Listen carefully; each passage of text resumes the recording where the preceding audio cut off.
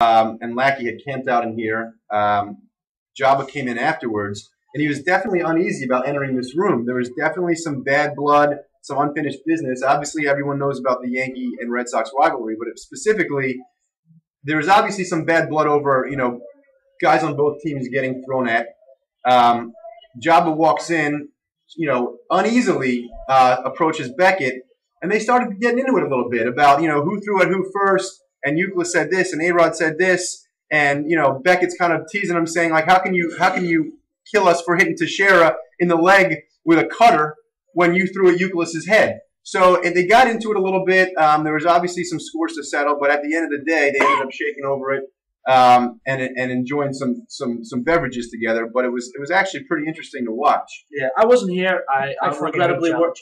I'm going to get him on the bull. I was about to say the same thing about Beckett because, by all accounts, this guy's an asshole, to be honest with you. And everything that I heard, all accounts of what transcribed that night, just does nothing but reinforce the fact that Josh Beckett is, to me, a cocky, arrogant asshole. And you know what?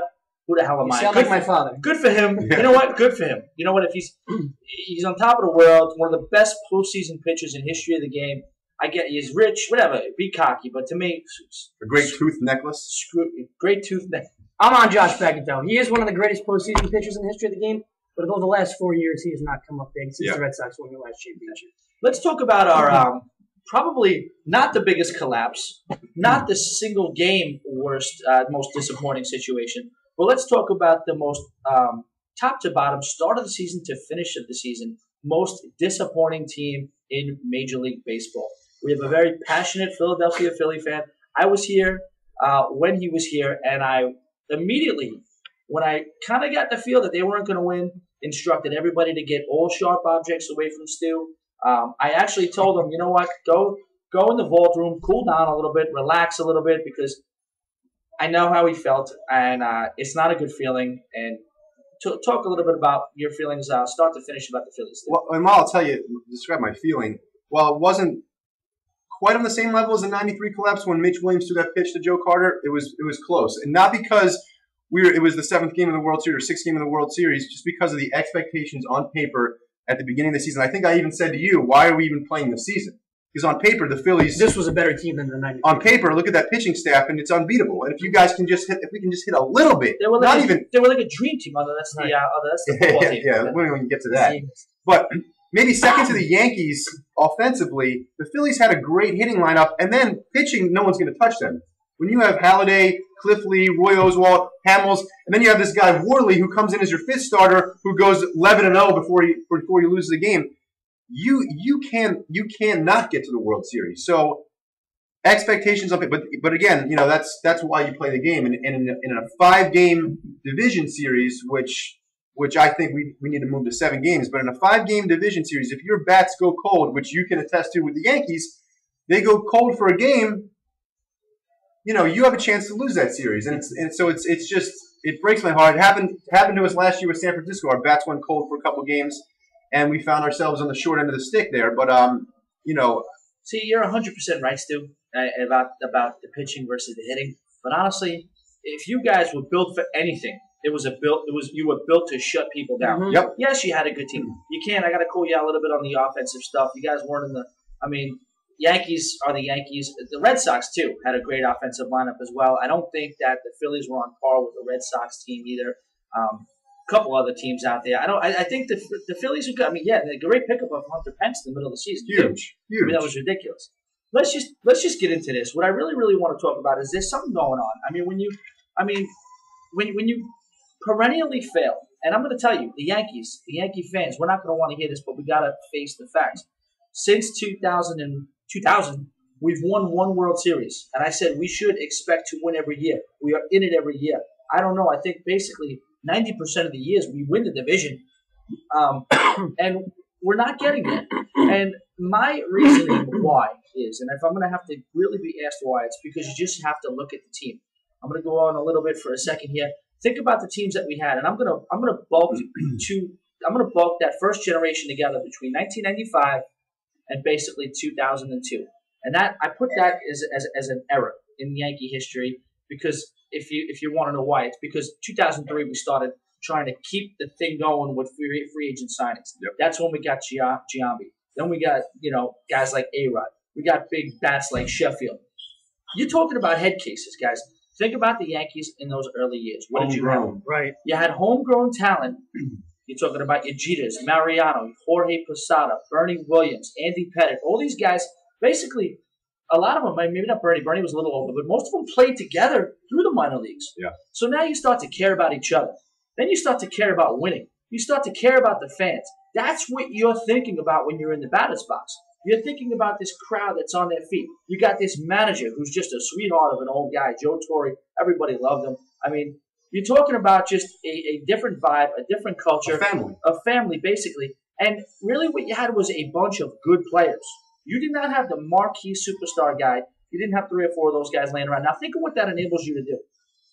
When we won those World Series, 24-man roster, at least 20 of those guys had a direct impact on the series. When you have a bunch of good players, they have less egos than these all-star marquees. Right, and you're talking about guys like Scott Barosh is contributing, Chuck Knobloch, Charlie Hayes, more than A-Rod has contributed other than the 2009 season. Yeah. Because of one simple reason. Boom. Because these guys are able to go in to they're going up to the plate with a clear head. Listen, I got a chance to be a hero here. A-Rod, to me, you heard the expression, you sit on the top of the mountain, there's only one way to go, but down. I think, in my opinion, guys like A-Rod, guys like Swisher, guys like Tex, who already have a previous history of being quote-unquote chokers. I don't like to label people, but they have that reputation. And in my mind, when I see A-Rod hitting in that last spot, and does any nickname fit any one human being better than lightning rod to A-Rod? Why does this guy find himself in every single big spot at the end of every game? And you know he wants no part of it. But he's sitting there. You can almost see in his eyes, he's trying to figure out, okay, I'm A-Rod. Probably going to strike out here. What are the headlines going to be tomorrow? Yeah. What am I going to say in the post-game press conference? What's the perfect thing to say after the game? How am I going to justify this upcoming strikeout? Everything is going through his head except probably the at-bat itself. Yeah, exactly. Yeah. So that's, to me, that's what's in their head. And that's why he's a businessman. It's sort of like Will Smith. Right. It's about makeup, guys. It's about what's inside of you. And the perfect example of that is Jorge Posada. I mean, this is a guy who goes back to the first generation of Yankees, who had that ice water in his veins, who had that tenacity and that ability to... Oh, Jose, I'll take some of that. Oh, we have some gravy. Yeah, some mashed potatoes. Ladies and gentlemen, you guys know that this is Yankees and gravy. And we have some... Jose, can you give us that bag right there? The bag. Yeah, there you go. The gravy. Some mashed potatoes. Yeah. Yeah. Thank you, buddy. Put this right here. Yeah. Welcome, ladies and gentlemen. Yeah, you guys want to do the honors? I'll open this for you. Welcome to the gravy portion of the Yankees and gravy. Yeah. Cheers, fellas. Drown my sorrows in this afterwards. But Tommy, to continue that thought with Jorge Posada, and I'll let you finish it, but I think you said it best on yankeesandgravy.com this week, when that championship teams have good players that become immortal in October. They're not filled with superstars. They're good players that somehow come up big in October in clutch situations. Look at the Red Sox that year. Dave Roberts steals that base, changes the whole series against the Yankees. Dave Roberts did it. It wasn't, Ricky Henderson. It wasn't a major big time player. It was the small guys that were contributing, and that's what makes the core of a when you have small guys on the team, a bunch of good players versus a team full of marquee all-star big names, you're really able to make moves. You know what I mean? You're able to put that pinch runner in. You're able to replace this guy for defensive purposes. Right. You can't take A-Rod out. Can't take A-Rod out. Can't take Sherrod out. Right. Same exact lineup every single game. Yep. Okay? So what are you going to do? I mean, we're losers. We're here. Anything you want to wrap up? Well, that's you. I'm gonna draw an analogy with what you just said to the Phillies, and that the Phillies are no longer the slugging, power-hitting team that they have been a few years ago. In 08, when they won the World Series, they had 3 guys that hit over 30 home runs. Howard's been the only guy to hit 30 home runs the last 2 years. Howard walked 75 times this year, and no one else had 60 walks.